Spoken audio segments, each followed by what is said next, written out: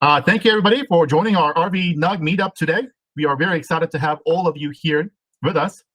This year, we're doing a hybrid meetup model. Once a quarter, we will be doing an in-person meetup. The very first one is coming up here very soon in April, and we're going to be meeting at Medico. So very excited to actually have our very first face-to-face meetup since the pandemics. So looking forward to seeing all of you who can make it there. And the rest of the times, we will be bringing you fantastic virtual presentations, which today is absolutely one of. Chris Lorenzo will be presenting Intro to Web Components. Chris has worked at Comcast since 2007, currently is a distinguished engineer, and is a Google developer expert in web technologies. He enjoys building, motivating teams, and ramping up new projects, including Xfinity Home, Xfinity X5, Xfinity Flex, using their latest patterns and web primitives. Thank you very much, Chris, for joining us. Awesome. Thank you for having me. Yeah, that was a pretty good intro for who I am. This talk tonight is about web components. I love answering questions, and kind of the theme is to teach other people about web components. So if you have any questions, feel free to do, I don't know if it's like a hand raise in this, or just unmute yourself and yell out, and I will go into more detail, especially since a portion of this talk is going to be live coding. So that's always the best time to be like, what actually is a web component? How is this working, etc. A little bit more about me. I've worked at Comcast. Some people probably know of Comcast. I've been there for a really long time. They are one of the largest TV internet, and it's kind of a strange time now as we're moving towards TV streaming. So it's kind of a very disruptive field to be in right now. A lot of things happening and heating up, and it's definitely still very exciting. And I've constantly been able to try new things and move around while I've been at Comcast. So with that, let's get started and talk about web components. I've been giving this talk for a few years by now, and I think web components first came on the scene almost 5 years ago now. And the idea is, all these frameworks have been available also for about 5+ years, Ember, Vue, Angular, React. And for as long as they've been around, the idea is to build with web components or build with components. All of these frameworks offer the idea of little components that you build, little reusable pieces, which then build a larger application. And so if we look at React, which React is, I don't even know what version it's at now, but it's probably over 20. They have in their documentation this really great quote, which I love. React is all about building reusable components. In fact, with React, the only thing you do is build components. Since they're so encapsulated, components make code reuse, testing, and separation of concerns easy. So for the longest time, every framework that you've been using for the web has had this idea of components, because the web is HTML, CSS, but they never really created a way to bundle it up and make it easier to create a widget that you could just share with someone else or use. And that's why all these frameworks are so popular, along with some other reasons. But because of all the frameworks doing this, it was kind of important for the base browser to be able to do it. And that's kind of the idea behind web components. They are a set of web platform APIs that allow you to create custom, reusable, encapsulated HTML tags to use in web pages and web apps. And again, these are web platform APIs. So they are now built into the web browser. They will exist for the end of time, for as long as web browsers exist. So ever since web browsers came out 30 years ago, when APIs are introduced, they stay the same for as long as the web will exist. And that's why web is backwards compatible. So these web component standards will work across modern browsers. And again, modern browsers is basically every browser today. And they can be used with any JavaScript library or framework. So that's one of the great benefits, which we'll touch on. But the idea is when you build a web component, you can use it in React, Angular, Vue. It doesn't matter. It really gives you that reusability, which is important if you want to develop something that others can use without having a dependency on a framework that may change over time. So what are web components? There are 4 different specifications. So when we talk about web components and you hear the name web components, there's actually 4 underlying specifications that kind of come together to form what we know as web components. And I consider it like Voltron, or the transformers that come together. You get more powerful as you use each of these individual ones. So the first specification was custom elements. Then we have HTML imports, templates, and the shadow DOM, which you have to say it like that. And before we get into what each of these specifications are, you got to ask the question, can we even use these things? And again, I've been giving this talk for 5 years from now, or 5 years ago when IE 11 and IE 10 was still around and people were worried, like, can you use it in that? And today we're actually at a great space where Chrome and Edge are basically using Chromium. Safari is WebKit, Firefox, I think Opera is still around. I don't even know what percentage. Chrome dominates like 80% of market share for web browsers. And so essentially web components have been available in every major browser for at least 3 years now. And web components started out of a project called Google Polymer. And Google actually was the one who really pushed for web components. And the reason for that was, they saw all these different frameworks. They saw the web becoming slower as JavaScript was kind of taking over and more JavaScript was needed. So they revisited it and said, what do all these frameworks have in common? And how do we simplify this? And that's when they created the Google Polymer project, which was a couple of Google engineers who also worked directly hand in hand with the Chrome team. And they quickly pioneered these new browser specs and then tried to push for other browsers to implement them as well. They also created webcomponents.org, which is a collection of the web components that people have built to kind of create a standard place for people to deploy them to demo them, author documentation, and a place for people to find additional web components. And then you can also have collections of web components. So each company can actually produce their own set, or you as an individual can complete your own set. The Google team created Iron Elements, which was a collection of every single widget that you could possibly think of to allow you to build a web application with them. They created the Google Polymer, which is based off of material design. So every widget, every one of these is a web component that they built. And it acted just like any material design that you would see inside of an Android application or Gmail, etc. All right, so I didn't really answer what exactly is a custom element, what is a template, etc. And in order to do that, I really like to be like the Matrix. It's easier to be shown what these things are. And so this will actually start the live coding portion of tonight's work. Well, not Outlook. Definitely not Outlook. That is not VS Code. We're going to go into VS Code. And so I use VS Code for editing. I want to start off by saying this project, all I'm using is HTTP server. So my package.json npm start will open up HTTP server. And then I will have a tab open. So this is my component that we're going to build. And this component is just a simple toast, which hopefully you can see at the bottom of the screen. A toast is this little thing that pops up to deliver a message. It delivers the message, and then it will slowly fade away. And just to give more of an overview of what is actually happening, my index.html page is a standard index.html page. We have one script tag, which loads the definition for our toast element. We have a little bit of styles here to style it, which is standard CSS. And then here is actually our toast. Here is a web component, a custom element, WC toast. And we're going to go into what that means. But I put two of them on the page. So this one's on the right-hand side. This one's on the left-hand side. And then I had a little button so that when I click on it, it makes the toast come up. But just to be clear again, there is no build process happening. There's no magic happening behind the scenes as far as the JavaScript.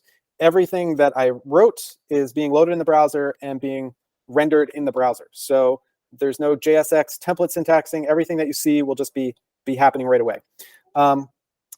So to get started, we're going to talk about what is a custom element. And to do that, we're going to move on to step 1. All right, so this is the hello world of custom elements.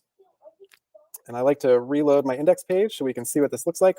And we're just going to get hello world show up in this blue box. And all custom elements start out with a class definition. All custom elements require a class.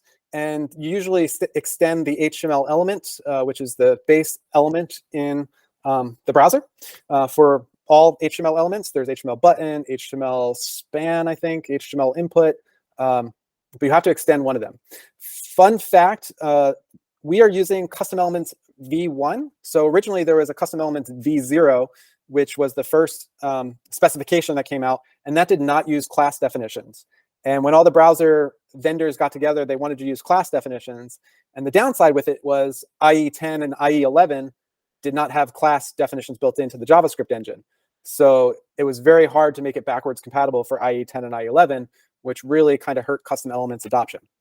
But anyway, we're now in a world where all the browsers support class definition. And this is the way that you write custom elements, is using class. I'm going to make this a little bit bigger. Hopefully that's easier for everyone. All right. I just want to make this smaller. And a custom element is a class definition, and it has a few different lifecycle hooks. First one is the constructor, which is whenever a class is instantiated, it will call the constructor.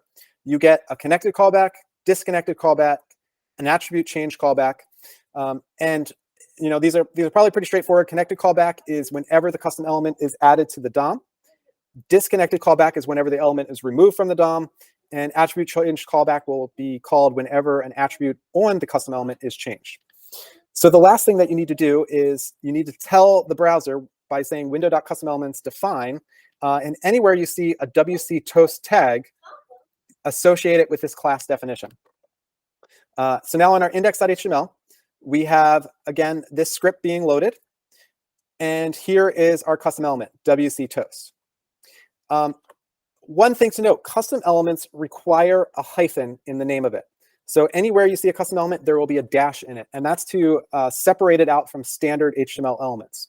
So standard HTML elements do not have any two words in it. All custom elements require a hyphen in the naming of it.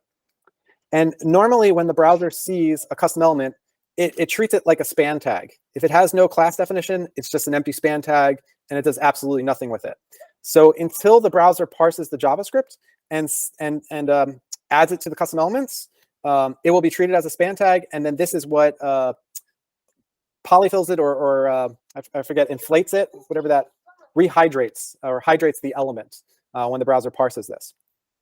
All right, so getting into hello world, we are just going to make it say hello world. And so everything that you do with a custom element is just using vanilla HTML and JavaScript. So here we're going to say this.innerHTML equals hello world. And this is going to produce one of the best JavaScript errors that you've ever seen in your life. I really love this. So we are going to get this error, uncaught DOM exception, failed to construct custom element. The result must not have children.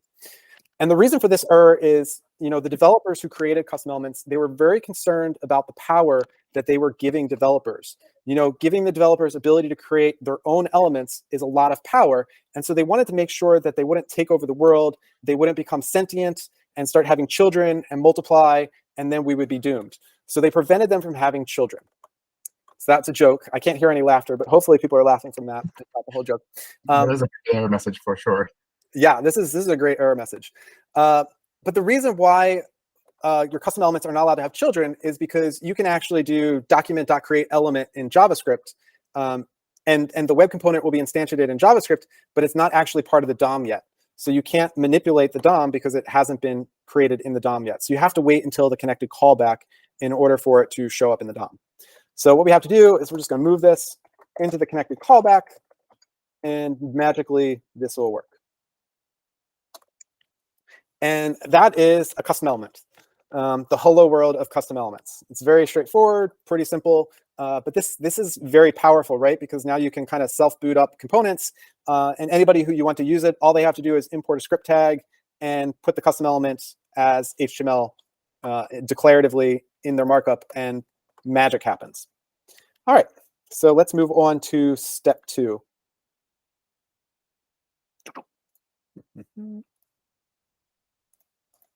All right, so now that we got what custom elements are, we are going to talk about the shadow DOM. And shadow DOM is what allows you to create encapsulation. So one of the big concerns that web developers have is, this isn't my code, this is your code, and I want to take my web component, drop it in your page, and not worrying about you messing with my stuff, right? So this is like the old age problem, or the old age problem of making sure nobody can touch your code. And that's where shadow DOM comes in to kind of create encapsulation to protect your code so that nobody else can mess with it. So, there's always a developer out there who in their HTML markup does something crazy, like set all the color to red in the body tag. And you're like, well, I don't want my web component to be red. So let's see how we can fix that with the shadow DOM. And so here we just have a little bit of markup. We still have our WC toast. Our WC toast has been updated. We got rid of a lot of the noise. We still have our inner HTML here. In our constructor, we're going to create a shadow root. And to be very clear, we have multiple different specifications, custom element and shadow DOM. These are two separate things. You can create a shadow DOM on a div or on a span tag or anything you want. You would do it in JavaScript. You have to do this.attach shadow. There are two modes with shadow, which we have to say mode equals open. And we'll talk about mode in a little bit. And this function will actually return a shadow root. So we can store that into an instant variable. We'll say this.root equals this.attach shadow, mode equals open. And now what we can do is we can say this.root.inner HTML equals hello world. All right, and I'm going to save this. Before I reload, hopefully I didn't reload, I'm going to inspect this so we can see, here's my WC Toast. We can see the hello world there. And now I'm going to reload. And I'm going to reload, force reload. And now we see when the WC Toast comes up, there's this new little property here called shadow root. And it says the mode is open. And inside the shadow root, we kind of have a duplicate hello world. So now we see hello world in here kind of twice. And the reason why it's in there twice is because now we can delete this inner HTML. Okay, so I created a shadow root. I'm reloading over here, but we have a problem, right? This hello world is in the shadow root, but hello world is still red. And I know everyone who's muted is saying, Chris, I thought you just told us that shadow DOMs offer encapsulation. Why is that red? And I would say, wow, that's a really great question. Thank you for asking it. And the reason why it's still red is because CSS stands for cascading style sheets. So any CSS properties that normally cascade, like color, like font, will also go into the shadow DOM. I like to say it's like Hotel California. You can check in, but you can't check out, meaning that anything that normally cascades can go into the shadow DOM, but anything in the shadow DOM cannot affect the rest of the page. So let's see what exactly that means. And if we go back to our index page, you'll see we have an H1 tag here, and that's red. So inside our WC Toast, we're going to change the markup of this a little bit. We're going to put an H1 tag.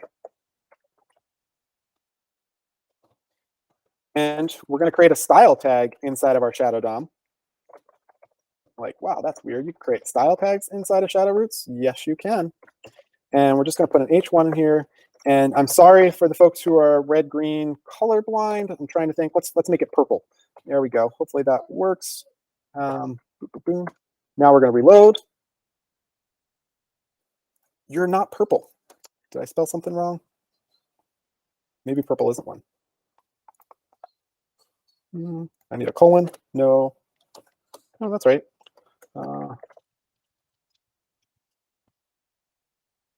This is why you need syntax highlighting. Be like, well, what happened?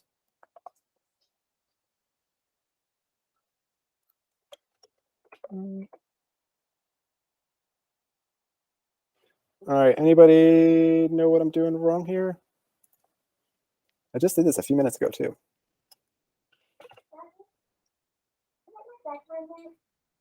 Yes, Josie. Thank you for reminding me. Got to send the kids up to bed. Why not add a class tag? Well, you don't have to add a class tag. So that's the other benefit of shadow DOMs is, you know, I'm saying you could add a class tag to see if the style is right. Yeah, because it'll be more specific. You don't have to do that. So H1 tag is very specific. Colors.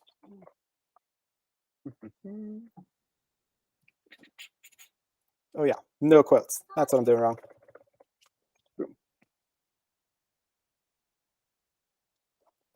Boom. There we go. Okay. Good night, Josie. I love you. Love you too. All right. I can never remember that either. Language to language, you know, which ones take a single quote, double quote, no quote? Like, what's right? I don't even write CSS anymore. Who does that? And normally when you do it, you write it in React or JavaScript now, so you have to do the quotes. So here what we have is we have a CSS selector for H1, which is now styling this H1 tag. We're setting the color the purple. And since this is inside of the shadow DOM, this other H1 tag that's outside of the shadow DOM is not purple. So hopefully that's pretty cool, right? Is now we can create styles inside of shadow DOMs, and we don't have to do all that stuff that we were taught to do before, which is like, why don't you add a class to it? And a lot of times what you would have is you would have some kind of H1-first-something bem to make it a very specific thing. And the reason you would do this is because you don't want to affect any other H1s anywhere else on your entire site. And because of shadow DOMs, you can make it so you don't have to do that, because you know that your style is only going to affect anything else inside of the shadow root. All right, and so the other thing is, though, what if you do actually want to change the color of this, and you want someone else outside of your component to be able to change the style? And this is where you can use CSS variables. So CSS variables, again, is another part of the CSS and browser specs. It really has nothing to do with Shadow DOM, the specification, but it's one of those other pieces that kind of work hand in hand with the Shadow DOM. So here I created a CSS variable, WC Toast Color, and I set that to blue. And inside of my component, I can now just say use the variable. And if the color blue is not there, or if that variable is not defined, set the default color to purple. And so now what we'll see is this will become blue. And if I remove the CSS variable from the main page, it will go back to being purple. All right, I think I got my rhythm going again. Any questions so far? We're going to go into more complicated examples of Shadow DOM because Shadow DOM is the best. First, we got to do slots, though. This is another cool thing. I'm tired of saying hello world. I want to say hello to myself or to my daughter, Josie. So we'll say, what if we want to pass stuff into here? So I'm going to say hello world to Josie. And here, what I can do is I can actually take markup from outside and put it inside my Shadow DOM. So somebody else can, inside of my HTML markup, you can put Josie. And inside of my custom element, I have this slot tag. And a slot tag is for taking markup outside of the component and injecting it inside the Shadow DOM. And we're going to look at more advanced features of that as we continue forward. Yeah, and whatever value you have here will just automatically reflect into the Shadow DOM. All right, let's move on to step 3. I think we got it all. One quick question. Sure. What does WC stand for? WC? Well, it's W3C, which is World Wide Web Consortium. Okay, so that WC in front of the toast, that's just the World Wide Web Consortium abbreviation kind of thing. Yeah, it's the abbreviation for them. I think it's cool. W3 is World Wide Web, and then it's the consortium. And the W3C's responsibility is to work on specifications with the different browser vendors to say, you know, when you read HTML and you see a body tag, this is the definition of a body tag and what it's supposed to do. And that's why you have like the Mozilla docs that have all the specifications. It basically tells developers who implement browsers, when you hit these things, this is what you're supposed to do. All right, step 2. So now I have a step 2A and a step 2B. And this goes into more details about Shadow DOM. All right, so I mentioned we were going to talk about open versus closed. So here we have the attached shadow root as closed now. And here, you know, the browser will actually say open versus closed. And there's only a very minor difference between open and closed. And this is really about how much control you want. So I'm going to reload here. We got rid of all the red styling. And I'm going to click on my element. And with a closed shadow root, you can do shadow root. So there is a shadow root property that will be added to elements. And just for anybody who doesn't know this shortcut, the $0, when you are in the Elements Inspector tab and you click on something, $0 is whatever you clicked on. So it's a shortcut to whatever you clicked on. So $0 is our WC Toast, and it has a property shadow root. And shadow root will be there if it's open, but if it's closed, you don't have this property available. So nobody else can see your shadow root. However, if you save your shadow root to a local variable or to a variable of some sort, so here I saved it to this.root, you can still access the shadow root and you can still change it. So just because you put open or close there doesn't mean the root is not available to other people. Since it's a local property and JavaScript doesn't really have private or public properties, it does in the future, which might be nowish. It might be available in Chrome. You can still access it. You can still make changes to the Shadow DOM. It really just means that there's no shadow root property. So I would probably just recommend always just leaving this to open. And then if we reload, it kind of gives you this little shortcut property, which is $0.shadowroot.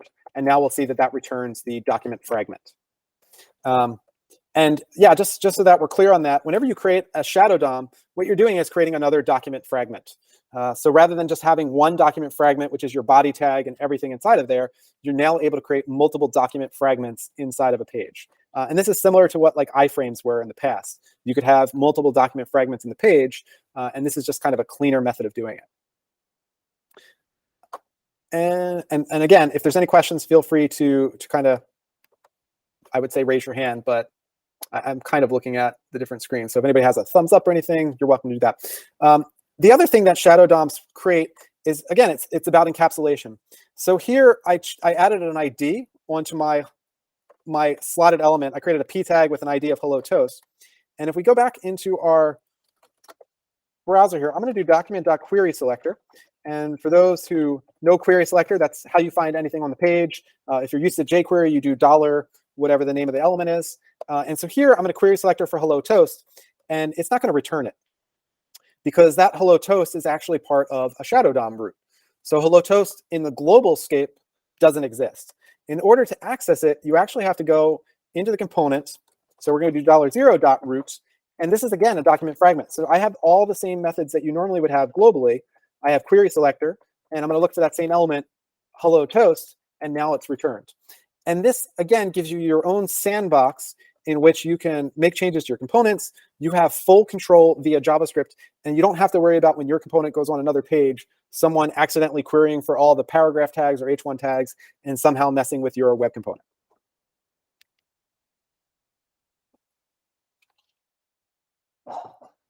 And the last thing that we want to look at is this query selector that they have for custom elements and shadow DOMs, host-context, and also the host tag.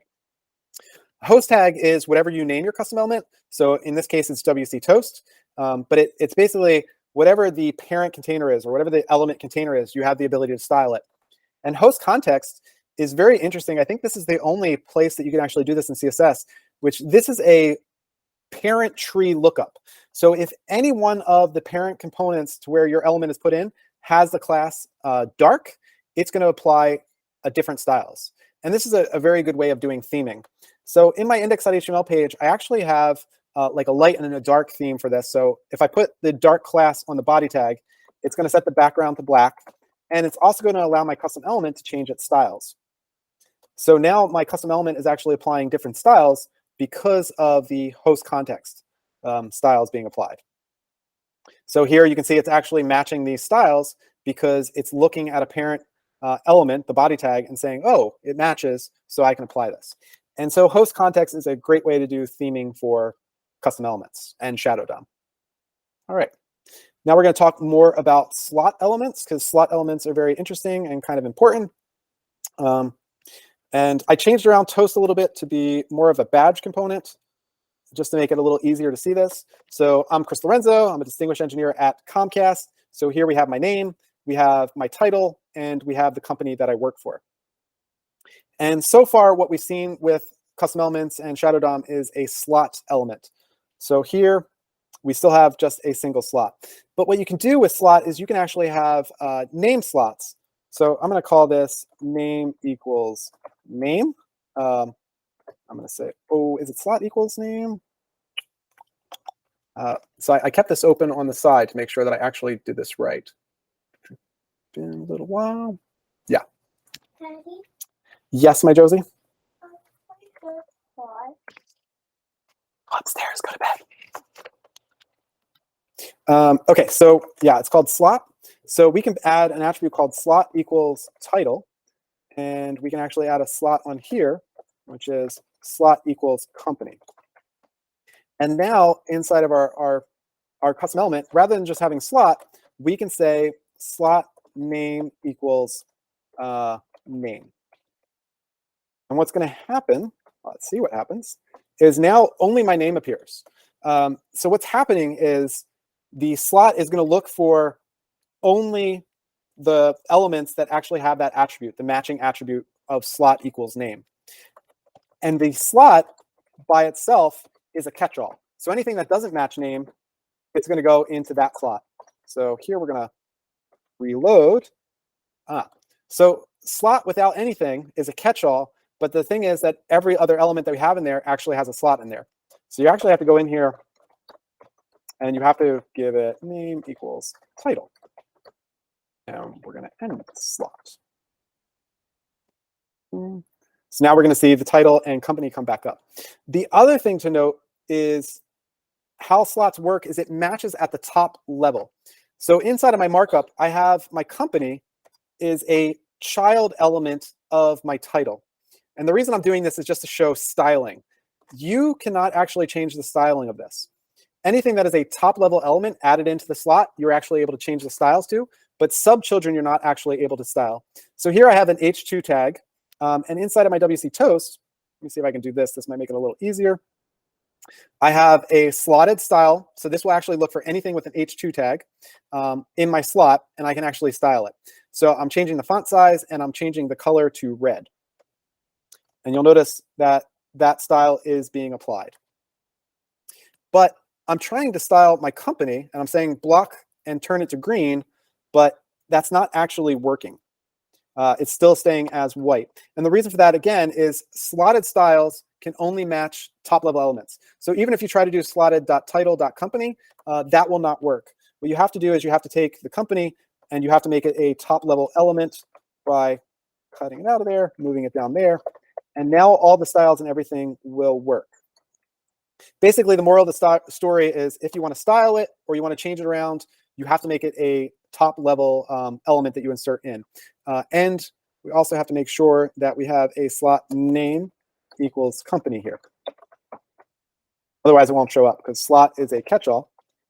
All right, so now it's green. It's applying the styles.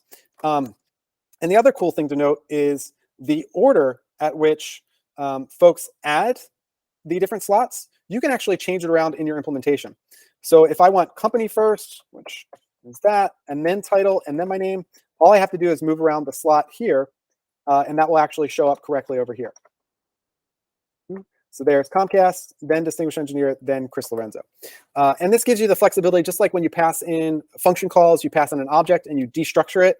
This is the same thing as it allows you kind of to destructure the arguments so that you have full flexibility about moving them around and styling them differently.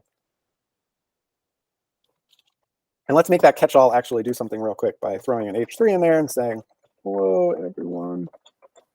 And then we'll have a default slot here. And that way that hello, everyone will show up. So there's hello, everyone, Comcast, Distinguished Engineer, Chris Lorenzo. And that's kind of the power of slot elements. I really like them to be able to move things around and change it around. So let's go back over to here.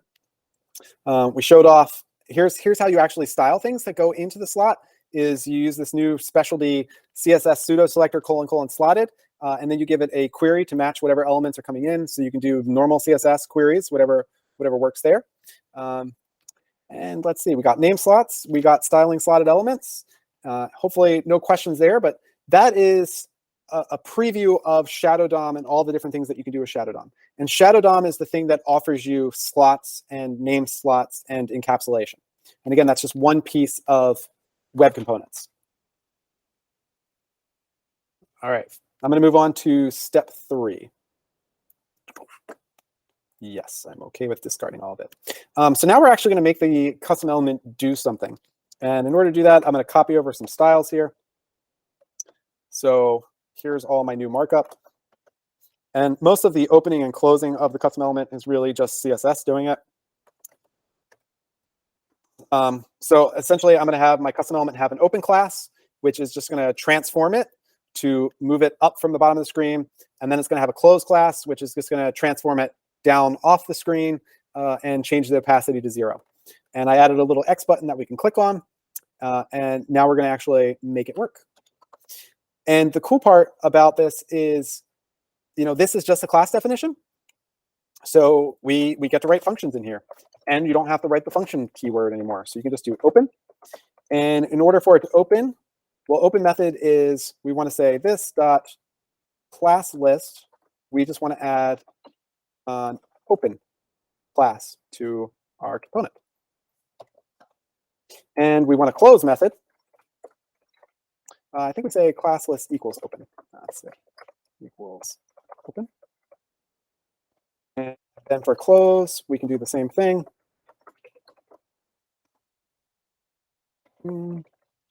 So when we call the close method, we just want to change our custom element to be closed.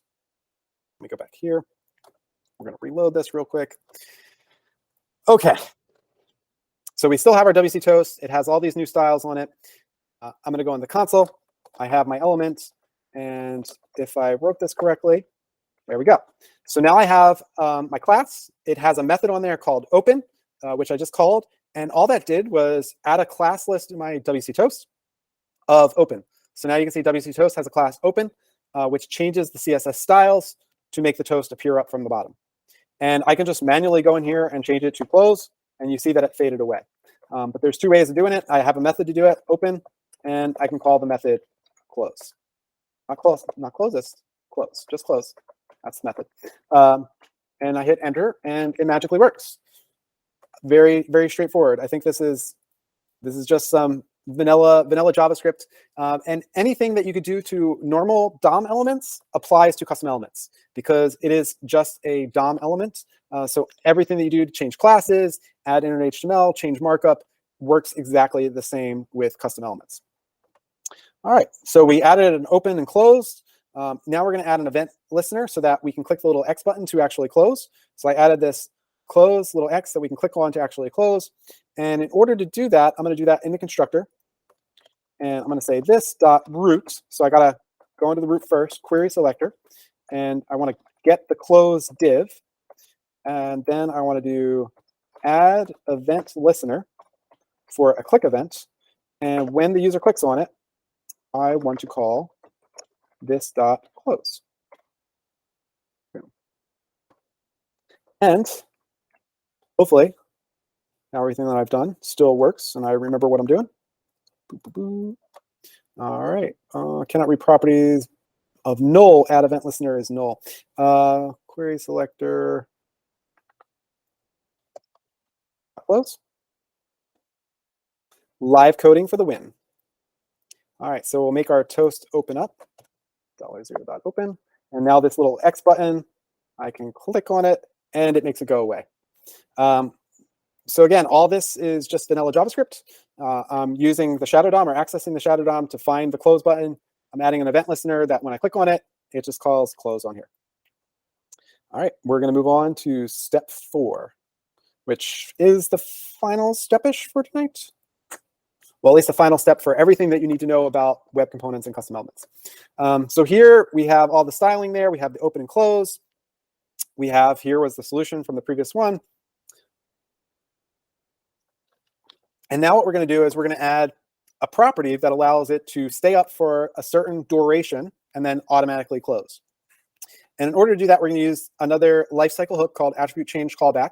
And in order to use that, you have to use static get observed attributes. And this tells the browser that if any of these attributes that I have in this array changes, to call the attribute change callback handler.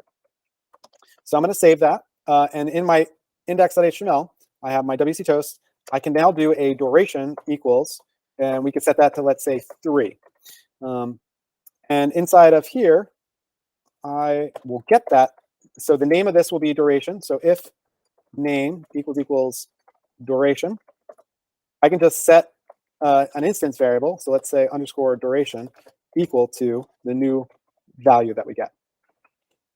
And whenever my component opens, I can just do a set timeout, and we can make this clean by saying like if this dot underscore duration.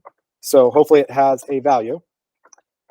Then we can say set timeout to call, and I like to do arrow functions to make sure I don't mess anything up. This dot close, and we want to call it in this dot underscore duration times 1,000 since it's in milliseconds. Boop, boop, boop. All right, so let's see if this actually works, and then we'll go through what it's doing. So again, it's going to look for a duration property.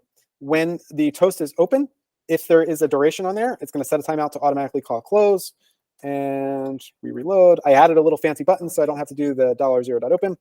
So 1, 2, 3, and it disappeared automatically. And we could do that again. 1, 2, 3, disappeared automatically. And the cool part is attribute change callback. We can see the duration 3 on here. And I'm going to go into here. I'm going to open up my WC Toast. And I'm going to set a breakpoint just so that we can see exactly what happens with the attribute change callback. I'm going to go to my element. I can do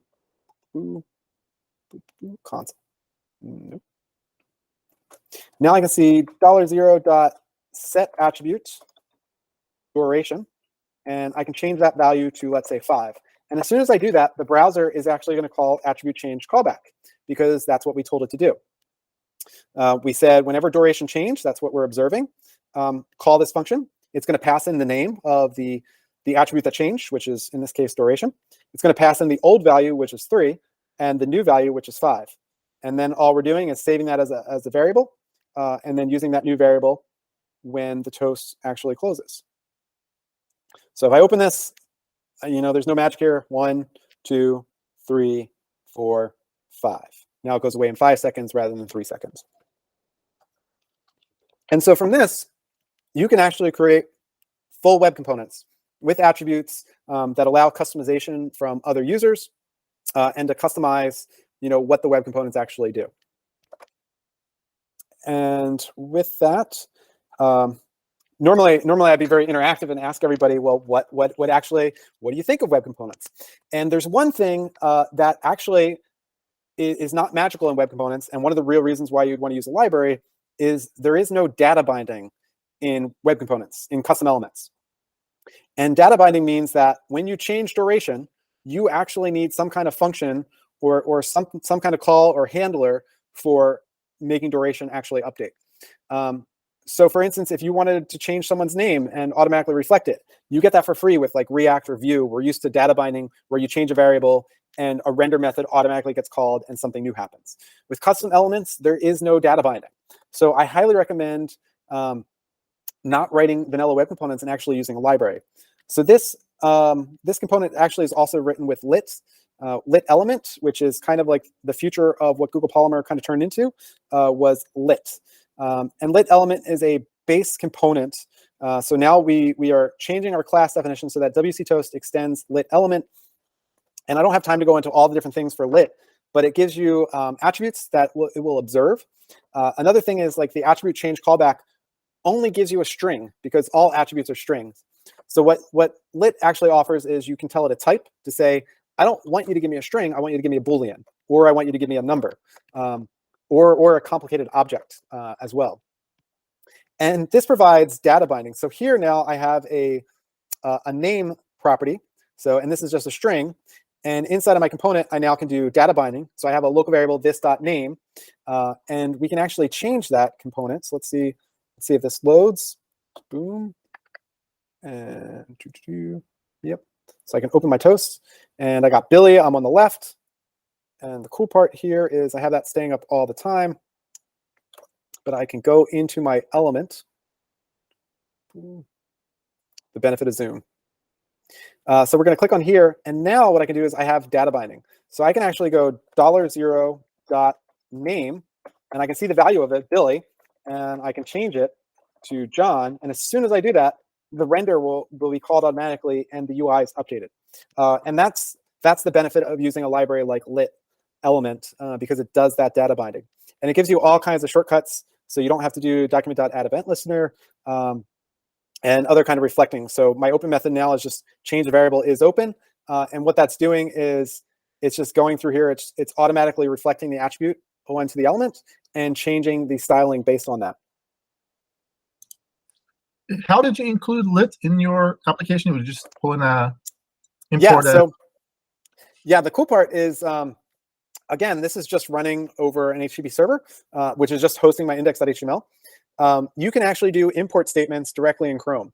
So this is pulling lit element from the internet using unpackage, pulling the latest lit as a module, and then it's just extending that.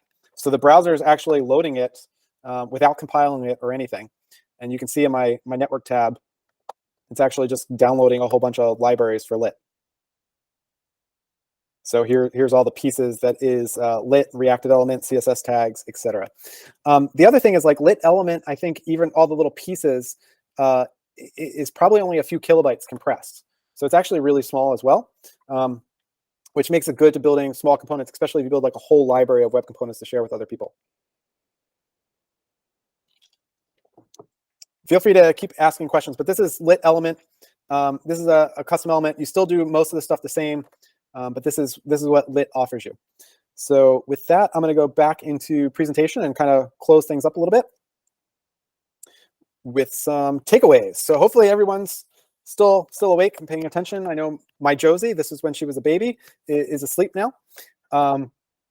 We've actually built some vanilla components inside of Comcast. One of the ones that I built approximately 5 years ago when Web Components first came out was we have this toolbar that exists across all of our different applications.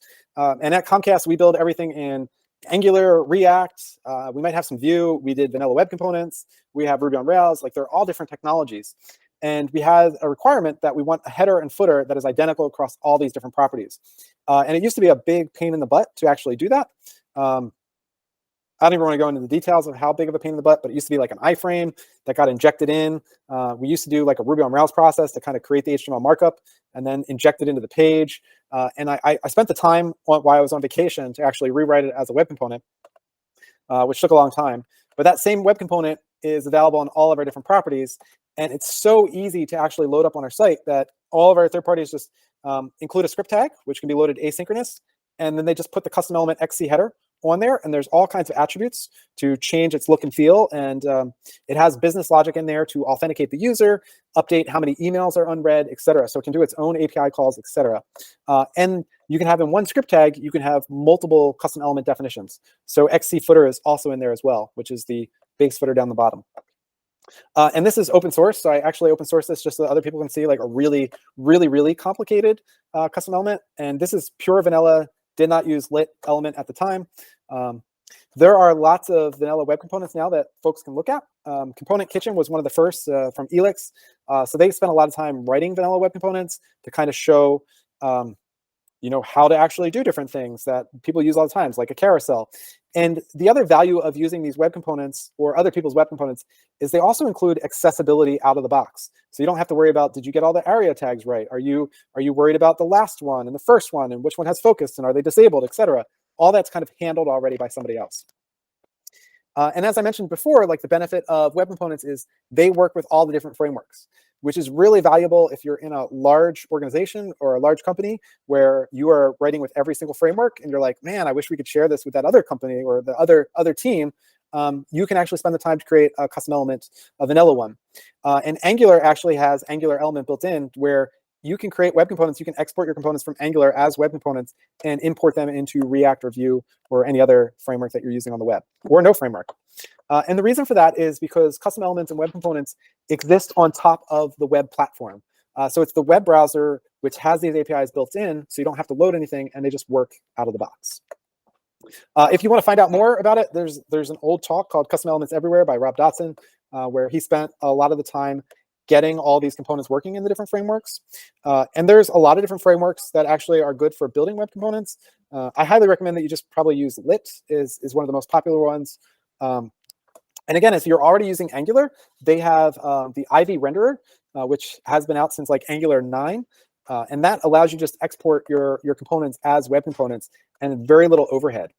And even Vue has web components kind of built in as well that you can export components.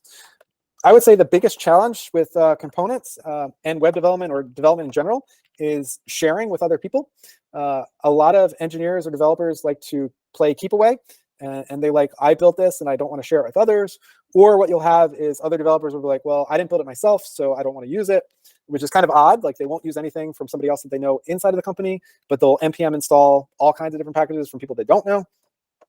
But if you are at a large company and you want to build components that other people will use inside of your company, I highly recommend that you have a team of developers who are dedicated to it, because it's not free. There is overhead and maintenance. You will need to spend hours and hours, working on it, maintaining it, releases, documentation, helping other people use them. And my last takeaway, again, at this point in time, I would not recommend doing pure vanilla. Like, I showed you all the custom elements, shadow DOM, etc. I would say start with just using a library like Lit. There's great documentation available. It adds very little overhead as far as JavaScript, but it will make your lives so much easier. All right, and I think we're at about an hour. Hopefully that was good, and I'm free to answer questions if anybody has any. And thank you all for your time and being up and spending your evening learning about web development and web components. Yes, thank you, Chris. I had a question. So let's say if I'm using Angular, but I want to, have some of my components I'm trying to think here. Like if I wanted to create more generic components, of course, you said you could just export your components from Angular.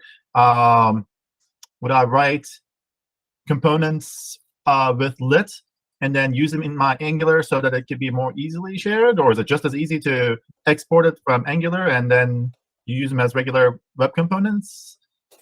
Yeah, today it's actually just as easy to build them in Angular and export them as vanilla web components as it is to build them as vanilla and import them into React. So we actually have a workshop that my friend John and I offer, which is like this WC Components web component workshop. And this is the sample thing. I'll actually put it in the chat. And during this workshop, what we do is we have a couple web components that are vanilla, and we actually put them into a React application. And it's very simple because if you see how Polaris works, you're essentially, once you create the custom elements, you're putting a script tag on this other site, and then they just have HTML elements that they're putting into the page. So WC-toast in React, that's all you have to do, and it just magically works.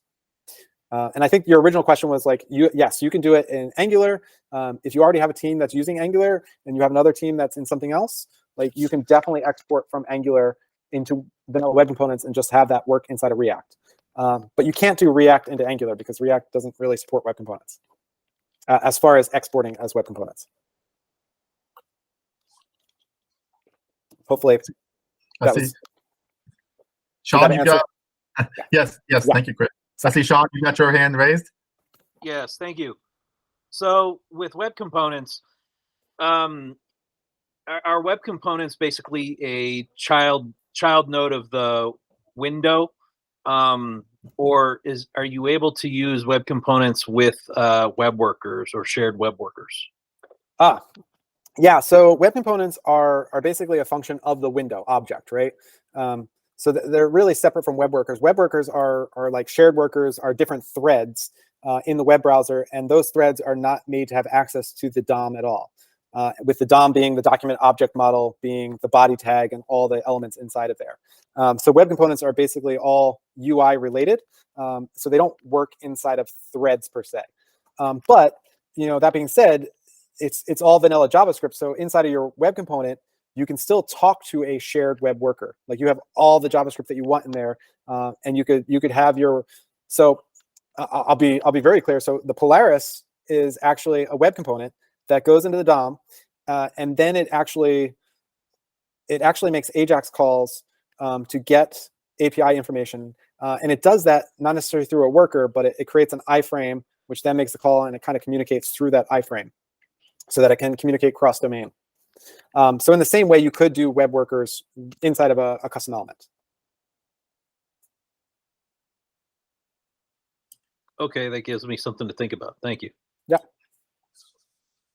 If you export from Angular, is it like also including something like lit that the web component has to include and use? Yes. Yeah. So Angular has what they call their Angular IV renderer, and the IV renderer is very similar to lit, which gives you the data binding, and it gives you like your HTML markup, however you write that in Angular. So it gives you a templating system to kind of render the UI.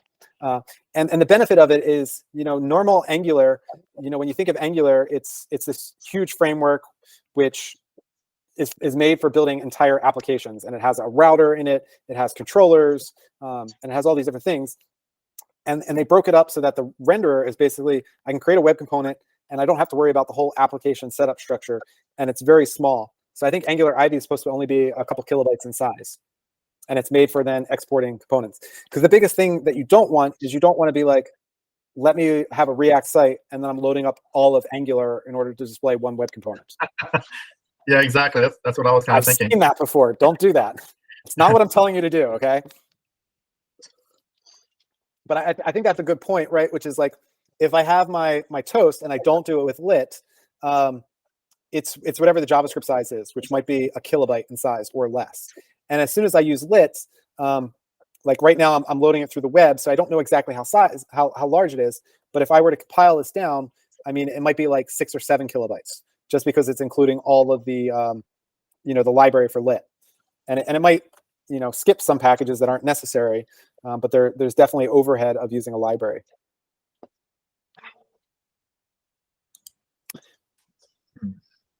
Yeah, and I was looking at, so this is the Lion library, which is ING Bank, and they built a whole bunch of vanilla web components that still uses lit, the lit library, but they did a lot of slot things and a lot of cool things. So if you want an example of custom elements that a large company wrote, you can check out the Lion project as well. So I'll put that into the chat. Yeah, and again, this is why I like Polaris is, you just have a script tag on here, and for any of the third-party sites, like all they're doing is adding XC header tag or the XC footer, which is this tag down the bottom. What's the XC? Well, you need to have custom elements require a hyphen in there. So XC is Xfinity Comcast, I think, or Xfinity Components. I don't know exactly why we came up with that acronym, but I think XC was our abbreviation. And then we just call it the footer and the header. And then this actually is not using Shadow DOM at all. So there's part of the build process is we're just using BEM CSS classes and just using the custom element portion of it. Because the reason for that was this was created about 5 years ago, and Shadow DOM polyfill for IE11 was like 40 kilobytes in size. So it was really large, and it wasn't guaranteed to work fully. So it was much easier just to do this. So now you're in a much better world where you can do everything with Shadow DOM and custom elements, and it's in every browser now. So I had a question about the load timing. I think you said that the Shadow DOM might not fully load until all the JavaScript loaded. Did I hear that correct? Yeah, that's partially true. So if you take this as an example, right, and I reload this page. So if I look at the page markup, in the DOM, there's XC-header. So here's the tag. So the browser's going to parse that and be like, oh, you have an XC header tag. I have no idea what that is, but it's gonna keep it there, and it's going to be treated as a span tag, and that won't be inflated until the script is downloaded and parsed, and then it will hydrate that custom element. Does that make sense? So it's not as fast as like div tags. I mean, it's the same as all DOM markup. Is the browser needs time to parse the style sheets, parse the actual JavaScript definitions, and then actually build the DOM. And then in the same way, custom elements are that way. But it's very fast once it's parsed. Depending upon how big each script or library that you're bringing in, what order they're being brought in, might change the overall load performance depending. Yes, and I have another talk about performance and everything. We can definitely talk about that for a while, about how fast pages load and why they take time to load, etc. But yeah, that does depend on how fast it can actually download the script tag, parse the script tag, and then get this to render, which this is pretty darn fast, especially on desktop computers. So I think they upped the number of connections in Chrome, what was it, last year? So that you can load more things simultaneously, so that is less of a burden for if you have enough pipe. Yeah, so they actually created a script streamer. So you'll notice that this is like 53 milliseconds, right? Like this is rendered the whole thing, which is also downloading the script. And what they changed was, before the browser was single threaded, and what would happen is every time you hit a script tag, it would wait, download the script tag, then parse it, compile it, and run it. But now what they do is they load all the script tags in a separate thread, and while it's downloading, they're also parsing it at the same time. So they actually said that the bottleneck now is your CPU speed more than how long it takes to download the script tags. Well, it's how long it takes to download the script tags is actually the bottleneck nowadays. Yeah, Chrome browser is super duper duper fast. I mean, browsers today are ridiculously fast. Yeah. So you don't minify your web components? I do. So the web components have a full build process. Like if you have multiple ones, like this one uses rollup, and it bundles it just like you would a normal project. And then you can use uglify.js and minify as well. Gotcha. Well, I thought you were saying you don't need to do all the compilation and all that, transpilation, and I guess not transpilation. It's still minification stuff. Build process to really deploy. Okay. We're reaching the point where you don't have to with HTTP2. That would be really intriguing if you didn't have to have all these build tools and everything. You just write it, and that's it. That's like the thing, and you just kind of like what you were saying at the beginning. You write it, and then the browser knows how to process it. I don't know. It uses zip, right? You can put zip at the transport layer. The server zips it up, sends it, and that way it's small on the layer. It wouldn't even use that. So HTTP2, what it does is, so here I have my import module, right? And you open up a connection to the server, and the server's going to say, oh, you need lit. And then what it needs to do is it will say, here's the module. And then in the HTTP handshake, or it sends headers to say, you also need these additional files. So we'll open up one connection and be like, here's like 7 or 8 different files, which is this module. And it will have the browser download them without having to open up a new connection to each one. And because browsers are so fast, it's parsing them as soon as it's receiving them. So yeah, you're basically at the point where you'll be able to do this without having to bundle. Not that I'm recommending that. It's still probably faster to bundle and minify, definitely minify, and remove excess JavaScript. But yeah, it's close to the point where we probably won't have to do that anymore. Yeah, I mean, I always thought, like, why do I have to minify? Why can't the server that's serving that file automatically? Because I know there's like in HTTP zip features and whatnot. Like, just compress it before you send it, and then on the wire it's small. Why do I have to do it ahead of time? Like, why isn't that not a server process that somehow gets handled at the transport layer? That's what I've always thought. Yeah. Avoid having to minify everything. It's tricky. If you have a thing on Webpack, right?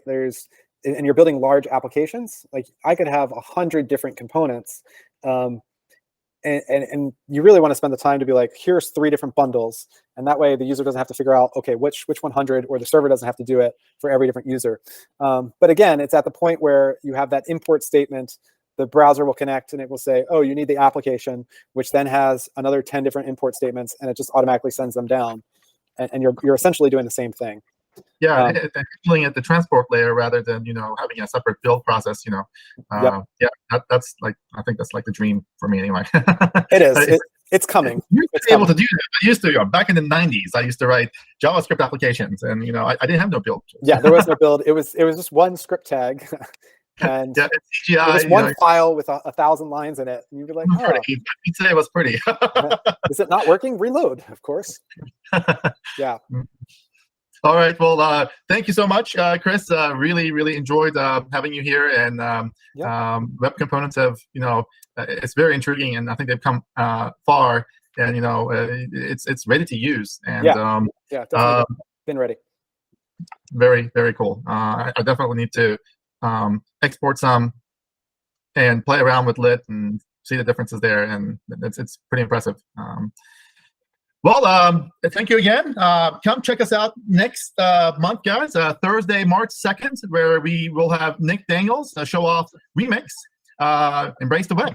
So make sure come check us out for that one. Thanks for having me. Have a good night, everyone. Thank you, Chris. Thanks. Bye-bye. Bye. Thanks, Chris. Thanks, Tolga.